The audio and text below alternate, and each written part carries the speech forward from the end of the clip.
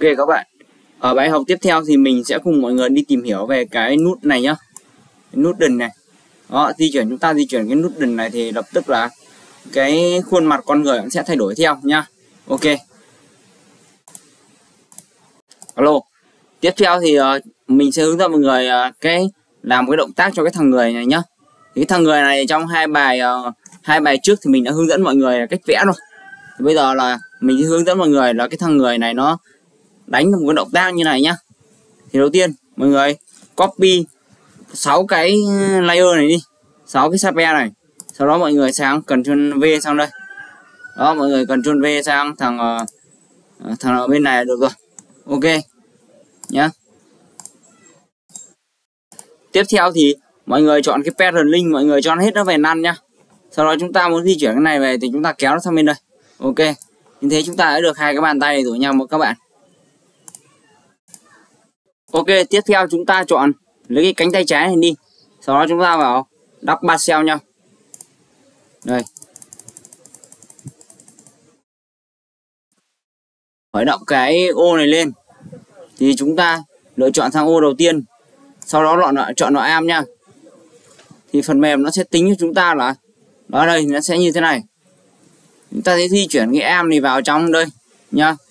Di chuyển cái am này vào đây nhá. Được chưa? Đây đây. Nó sẽ hiện ra cho chúng ta là như thế này. Sau đó chúng ta chọn vào Select Structure này. Chúng ta sẽ di chuyển nó lên trên đây. Để cho nó phù hợp với cái động cơ của chúng ta. Đó. Như ở đây đi. Ở đây thì mình chỉ cần ở đây. Đó. Ví dụ như ở đây thì đó nó sẽ như thế này nha. Rồi chúng ta sẽ kéo nó ra đây. Ok. Khi chúng ta lựa chọn vào cái Select Structure đấy rồi thì nó sẽ như này nhá. Đó, sau đó ta ấn vào đây. Ta chọn vào Auto Rig tiếp nha. Chúng ta sau khi chọn Select Structure rồi chúng ta di chuyển vào trong đây nhá. Thì chúng ta sẽ được như này rồi. Thì sau đó chúng ta ấn vào ô số 2 và chọn Auto Rig tiếp. Ok. Giờ sau khi nó hiện ra là cái như này rồi nhá. Tiếp theo đó là bọn mình tiếp tục là cài đặt các thông số nó cho chạy theo nó tương tự với cái thằng ở trong cái bài học mình dạy các bạn vẽ về này nhá. Tiếp theo đó thì chúng ta sẽ đổi đây đi. Cánh trái, đổi tên nó đi cho nó đỡ nhầm. Đấy, cánh trái này.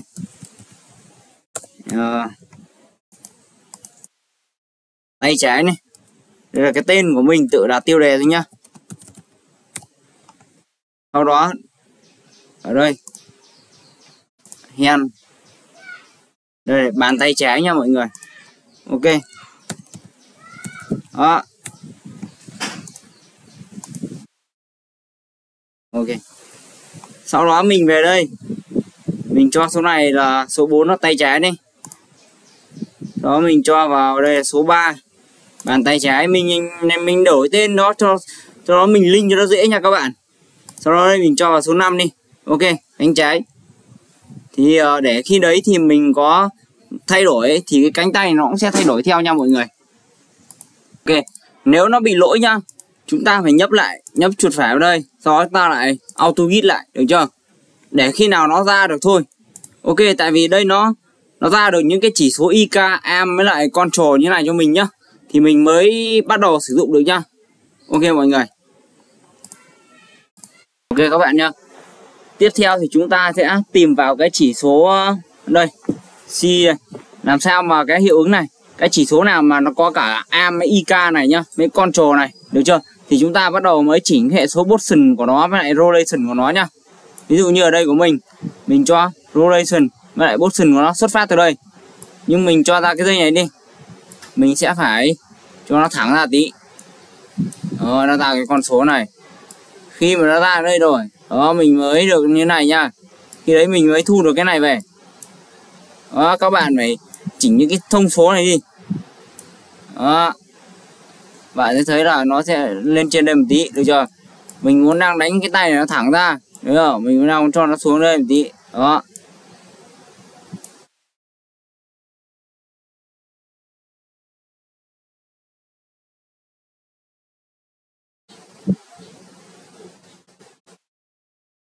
Đó.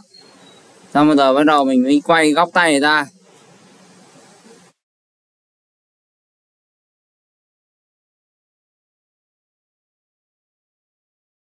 Rồi. Ok. Khi đấy thì bạn có thể thấy là cái cánh tay của mình nó sẽ di chuyển như sau. Đó. Nó sẽ đánh ra đúng không?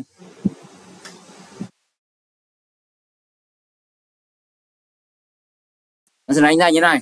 Ok. Còn cái lúc này bây giờ đây mình sẽ tập di chuyển cái position nữa nhá. Đó, ví dụ như bàn tay này nó sẽ đánh thẳng ra bên đây như này. Đó.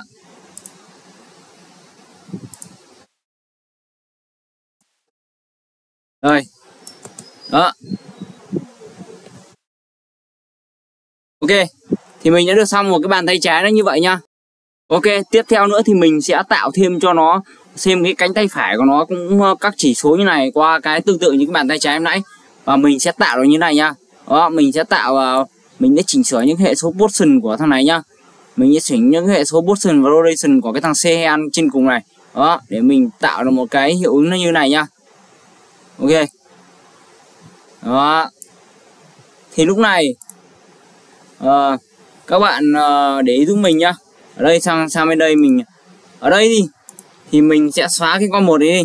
Khi đấy thì các bạn phải tắt hết cái layer cánh tay trái cánh tay phải đi nha. Các bạn kéo cái com các bạn vừa làm ra nó xuống đây thì nó sẽ được một cái hiệu ứng nó như này nha. Tại vì sao nó còn mỗi cánh này? Bởi vì bên cái com 2 này mình đang tắt mất cái cánh trái đi nha. Đó. Ở đây mình sẽ được như này nha. Đó. Bạn có thể thấy là đó. Thì là mình coi video này thì mình đã hướng dẫn với các bạn ở một cái cách chuyển động của hai cái cánh tay như vậy nhá. Ok, tiếp theo mình tạo một cái com mới ra nhá. Mình sẽ gõ vào đây chữ education của mình ạ. Ok. Mình cho cái bọn này, cho cái chữ này nó bé xuống tí. Đó. Sau đó mình nhấn cái lệnh position này ra. Đó, mình chuột phải mình chọn vào cái separate dimension nhá. Ok. Chúng ta phải tạo được đó như vậy. Tiếp theo cho mình nhá, tách cái trục x trục y của position ra thì như thế này nhá mọi người. Tiếp theo là chúng ta vào Windows và đọc parcel cho nó nhá. Bảng hiện lên như thế này thì mình ấn vào connect này, được chưa?